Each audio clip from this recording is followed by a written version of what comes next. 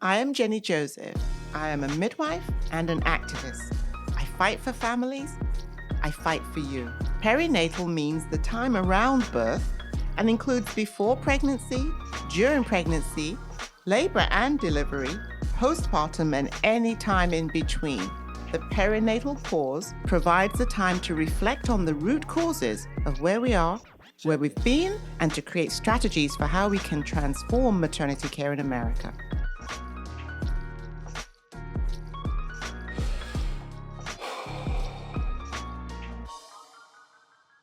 Well, thank you, Dr. Laurie Zephyrin. I am so glad to have you here today on Perinatal Pause.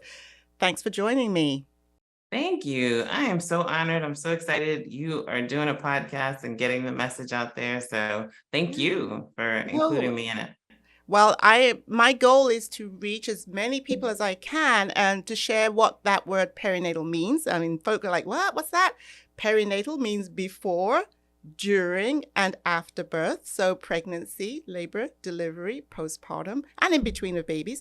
And I'm looking at that word as being a new way of encompassing this big problem that we have in the USA, which is that we have a horrendous maternal health crisis. People, women, families, communities are being so affected by what's happening in the USA today around birth and childbearing that we have got to fix this problem. So I created this podcast. The name is The Perinatal Pause, because I feel like it's time for us to stop and take stock of what's going on. Laurie, when you hear that expression, the perinatal pause, what do you think? Yeah. It completely resonates with me. I mean, we expect as a society to solve a maternal health crisis by just focusing in on maternal health care, which we need to do, but Right. also we have to think about the before and after, right? And that resonates so much with how I've been thinking about this issue and how I think we need to holistically approach it. We need to have people healthy going into pregnancy. We need to have the supports during and then afterwards. And if we think about the impacts on people's lives and where the data, what the data show, the data show that between birth and a year out, that's when we see a lot of the morbidity and the mortality, right? We expect parents to know what to do magically when they birth a child without providing the social infrastructure, the medical infrastructure, the family infrastructure that people need. Yeah. We really need to reframe our thinking about what health and healthcare looks like, particularly in this context. Well, one of the things I so admire about you in the way that you work and the work that you actually do, the passion that you bring to that work, it just continually shines through. Why don't you share with the audience who you are, what you're doing, why, what your organization is up to? Because I think that information is important to get out into the world. Thank you. Thank you so much, Jenny. So I always start with, I'm a child of immigrants. My parents immigrated to the US from Haiti and very much instilled in me throughout my life the importance of giving back. My mother became a nurse. My dad became a teacher. And so really just giving back into community has always been something that's been a part of me. And I decided very early on that I wanted to go into healthcare. I wanted to be a doctor. I wanted to see more people like me within health and healthcare. And, I truly believe that if you change the life of women and children, you can change the world. And that's why I pursued a career, from the age of 15 in OBGYN. Like I've always wanted to be in women's and gender health. And fortunately was able to pursue that. So I'm an OBGYN by training. I've worked domestically and outside of the US.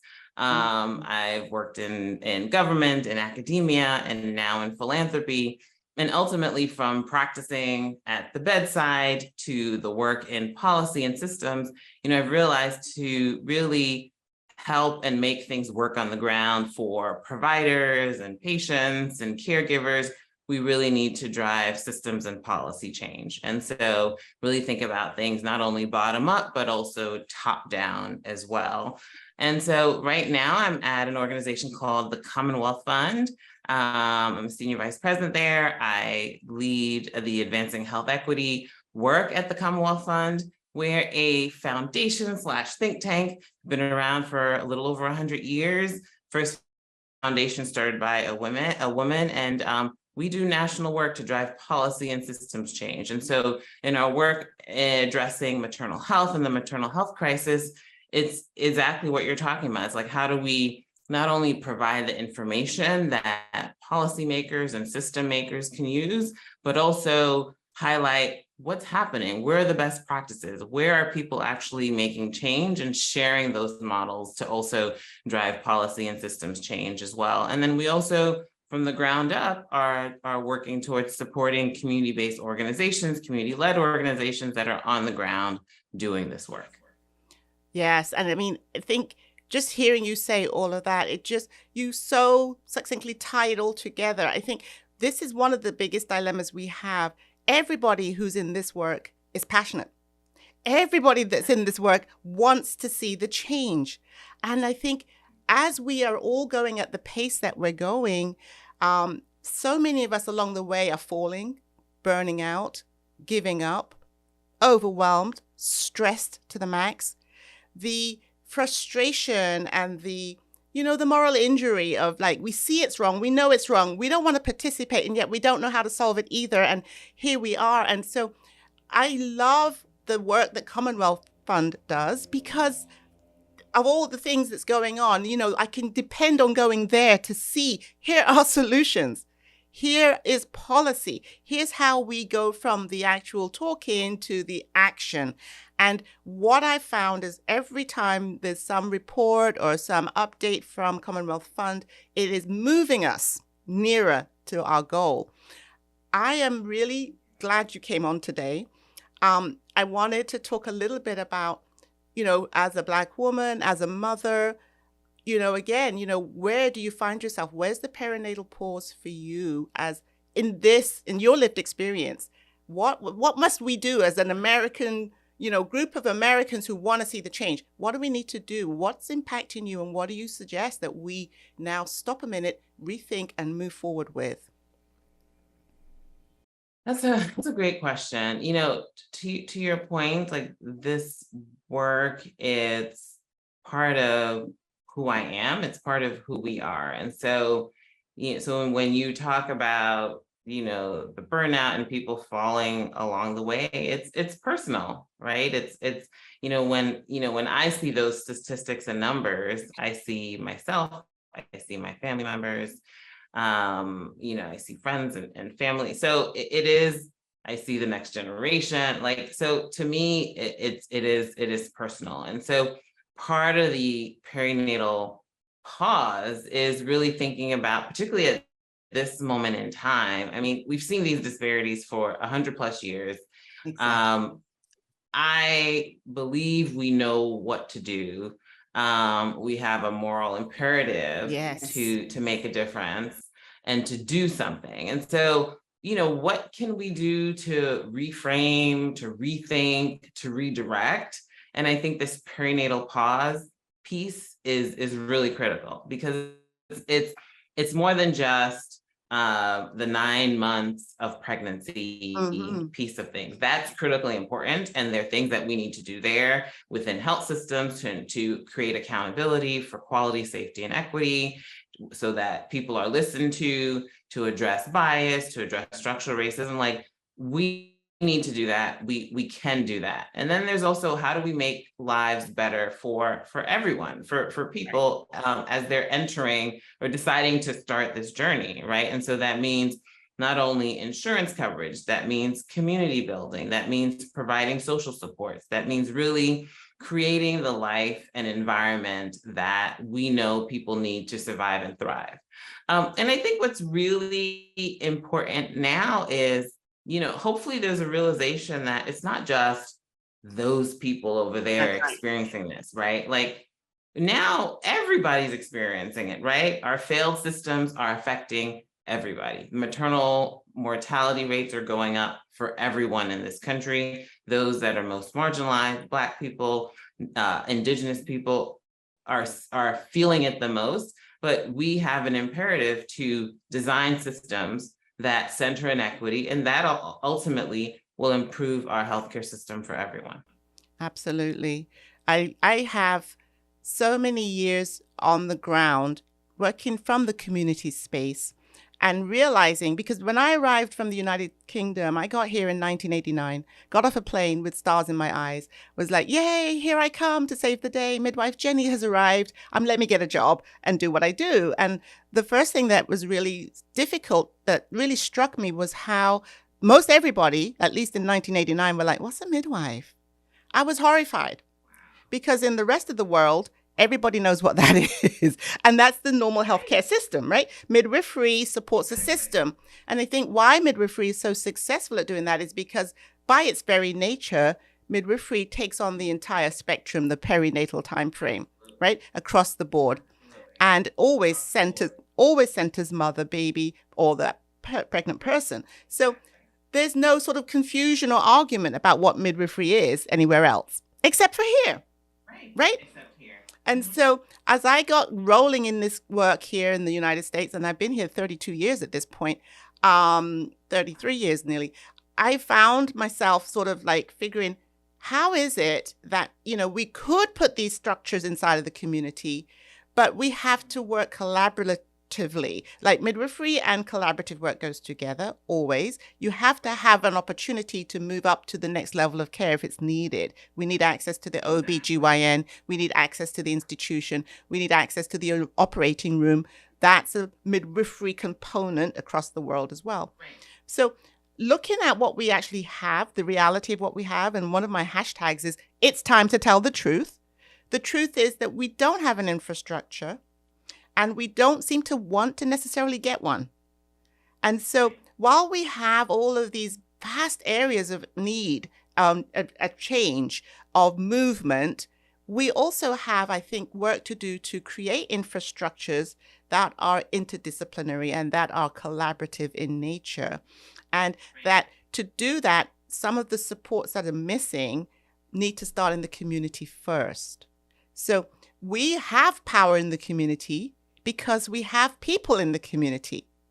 Right. We just need to incorporate those people who are already on the ground. It's not like they're not there. And right. So, I know many OBGYNs in this country understand midwifery and maybe even embrace midwifery. But I also know many are like, no thanks. Mm-hmm. And as an OBGYN, I know you have perhaps had some, feelings and thoughts around that, as well as maybe action around that. Do you want to share? Sure. It's really interesting where I trained in Boston at Mass General and Brigham and Women's Hospital in OBGYN, and Massachusetts General Hospital had a very integrated midwifery structure. Like the midwives really ran the labor ward. And that was just a fantastic model for me, particularly being, a new trainee. I learned so much from midwives. And, learning more about midwifery care, just seeing how we underinvest in the US just overall in maternal health provider capacity, right? We don't have enough OBGYNs, we don't have enough midwives, but we really underinvest in midwifery capacity, right? There aren't enough midwives. And then also we have to talk about diversity of midwives, right? There aren't enough Black and brown midwives in the US as well. And so it's really critical to understand that we need to build capacity. But even on top of building capacity, it's that partnership. It's that team-based care that's really, really important. Because to your point, I think there is some work that the OBGYN profession needs to do to think about embracing midwives and partnering with midwives. There is this power differential between physicians and midwives. Mm-hmm. And that, I think, is by design, and part of how we need to address this crisis, these structures, is we need to tackle that head on. It's really important to have not only midwives, but midwifery integration into the healthcare system. There's some researchers really doing research around like, how do you think about midwifery integration? Like, what does that look like? What are the measures of that? How do you actually operationalize that within the healthcare system? And to your point, that's needed. If there's, most midwives in the US work in hospitals, right? There are very few that work within birthing centers. So even within hospitals, right? Then one needs to have that partnership and integration. I think we also need to invest in a birthing center infrastructure, and people can still choose to deliver in the hospital because you have that partnership, but they really have that comprehensive care in the birthing center, because the birthing center it's about birth, but it's also more than birth. It's where people feel community. It's where they may get social needs addressed. It may be where they not only learn from other parents that are going through the same thing. There's people that are invested in their life and their time. They get care before pregnancy, during pregnancy, and even after. Right, at these centers, right? And we probably should like rename them like birth community centers, because there's more than birth, which is immensely powerful in itself. Yes. But there's more than that that's happening at a birthing center. There's community building and connection and listening, right? And what we're seeing in the healthcare system, where we have these negative outcomes, and we know what to do, like listen to patients, right? Exactly. If a mom is saying, I'm not feeling well, I have chest pain, I am listen to that person, right? And we need to follow the quality of care. We know the measures that we look at, right? We need to ensure that quality care is being provided, and people are being held accountable for that, and health systems are being held accountable for that. I mean, we need to understand that people inherently respond to different people differently, right? And that's why we're seeing these negative outcomes, and that needs to be addressed head on and called out if we're ever going to address this maternal health crisis. You just said a word. All of that. I mean, this is the perinatal, literally. You just literally laid it all out. And it speaks to, I consider that we're looking for and fighting for perinatal power. This is a movement, right? And I see it from a perspective of organizing. I see it from a perspective of recognizing where we need justice, right? Yeah. This is not just, it is reproductive justice, obviously. It is birth justice. It's social justice.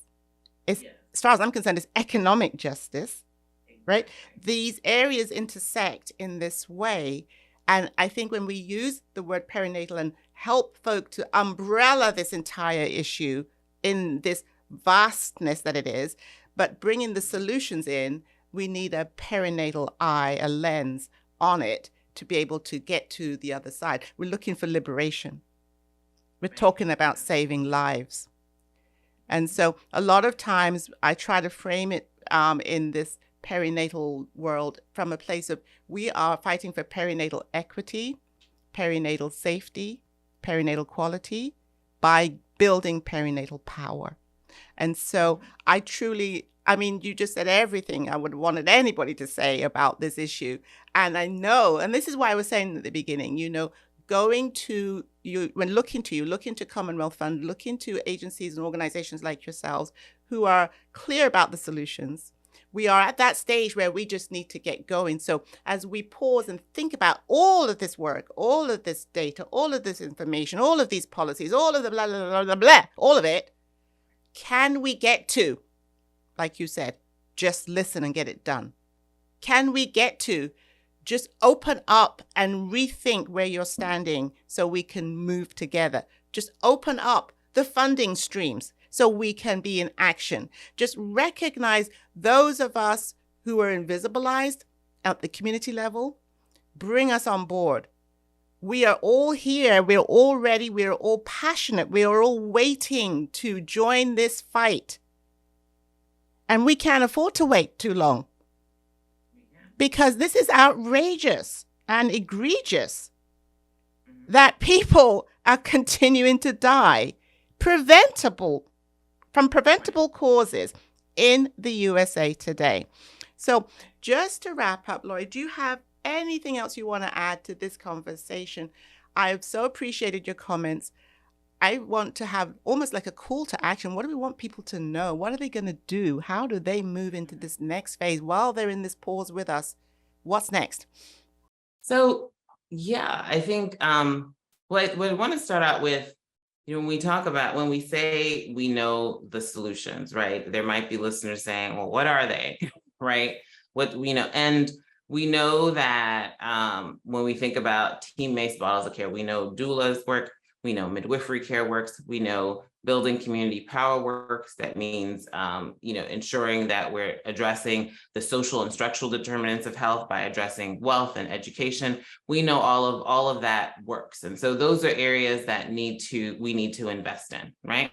And then within the healthcare system piece, like I mentioned earlier, we need to ensure and integrate that we are holding systems accountable for listening to people, for looking at their quality and safety and equity data, for providing evidence-based care. We're just asking that healthcare systems provide that care that we know works. So in terms of moving forward, I think what's really exciting is that there's so many leaders like yourselves on the ground that are doing the work and changing and making change every day. And we need to have that bottom-up strategy. Resources need to go directly to organizations on the ground that are doing this work, like yours, Commonsense Childbirth, like other Burke equity-centered organizations. That's really critical. And then at the same time, from the top down, as we're thinking about policy change that's actually driving resources to community, where are those resources going? Is community at the table? Are they actually getting the money? Is there some intermediary sort of swooping in because they're more able to apply for those grants and get those grants and then turning around and partnering for cents on the dollar? Like, there's ways to really think about how to ensure that there's effective partnering. I think there's an opportunity for philanthropy, not only in terms of highlighting the models that are there, but also supporting those models, creating a movement within philanthropy so that we're actually centering those organizations that are doing the work. I think there's an opportunity for private capital and investment, right? As we think about investing and scaling in organizations that are doing the work. If we're talking about femtech and community-based organizations, one can ensure that there's equal partnership, equal ownership. We're actually driving towards outcomes that advance equity. So I think we're really at this time now where, to your point, Jenny, we're at the movement time. And that movement really means that everyone in the space has to contribute, from government to philanthropy to private sector to community. And while that's being done, ensuring that we're centering equity at the same time. Absolutely. I really think that we also will make this, I want part of our movement, and I believe it already is to find each other, support each other, help each other, remind each other. The work is grueling. The efforts and energy that it takes away from your own family. It takes away from your own self well-being to do this work and to do it at this level and this pace. So we are building out our networks as well to make sure we're in community with each other, recognizing each other, understanding each other, seeing each other, and listening. The same way we want listening for the families and the parents, we want listening for ourselves and each other, and we need to do the same exact thing to get out of this. So we consider at Commonsense Childbirth and the National Perinatal Task Force, which is our movement building arm of our work, we have this expression, and it's my dear friend Paola Rojas who helped coin this term. We are building a movement to birth a more just and loving world. That's what we're up to. That's the perinatal pause. That's the work. And I'm so grateful. You in? Oh, I knew it. I knew it. Well, I appreciate you coming on today. I appreciate you sharing such rich and wonderful words and your wisdom, your influence, your power, all of this. I'm so grateful for you being in this space, Laurie. Thank you, thank you, thank you. Thank you. And I'm so grateful for you and all the work that you're doing. It's really just revolutionized this whole space. So keep doing what you're doing. I look forward to partnering with you and helping support that in any way. All right. Well, you take good care. Thank you. Stay connected by following us on Instagram at I am Jennie Joseph or visiting our website www.jenniejoseph.com.